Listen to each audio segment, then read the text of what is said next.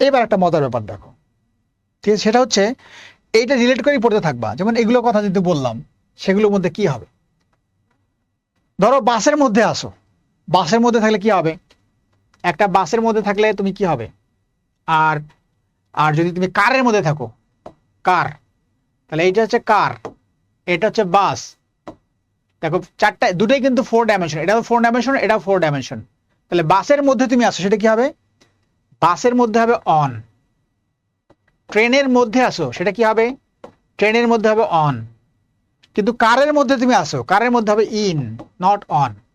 তারপরে তুমি ধরো হেলিকপ্টারের মধ্যে আসো, হেলিকপ্টারের মধ্যে হবে ইন। কিন্তু তুমি প্লেনের মধ্যে, এরোপ্লেনের মধ্যে আসো, প্লেন, প্লেনের মধ্যে হবে অন।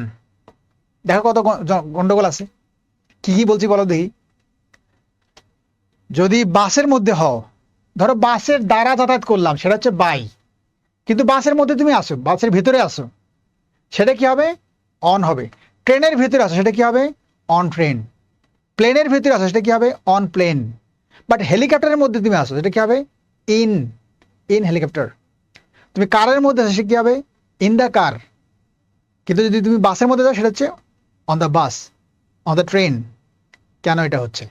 জাস্ট মনে রাখবা, যেই সকল যানবাহনের মধ্যে তুমি মুভমেন্ট করতে পারবা, হাঁটাচলা করতে পারবা, সেই জায়গাটার মধ্যে যদি হয়, সেটা হচ্ছে অন। আর যেই সকল যানবাহনের মধ্যে তুমি মুভমেন্ট করতে পারবা না, সেই জায়গার মধ্যে হবে ইন। যেমন হেলিকপ্টারের মধ্যে তোমার মুভমেন্ট করার সুযোগ নাই, সেটা হচ্ছে ইন। কারের মধ্যে তোমার মুভমেন্ট করার সুযোগ নাই, সেটা হচ্ছে ইন। বাট বাসের মধ্যে কিন্তু তুমি হাঁটতে পারবা, সেটা হচ্ছে অন। ট্রেনের মধ্যে তুমি হাঁটতে পারবা, সেটা হচ্ছে অন। বুঝছো? তার মানে একটার সাথে রিলেট করে আরো অনেকগুলো জিনিস তোমার এটা পড়া হয়ে গেল। ওকে, এই প্রশ্নটা গেল।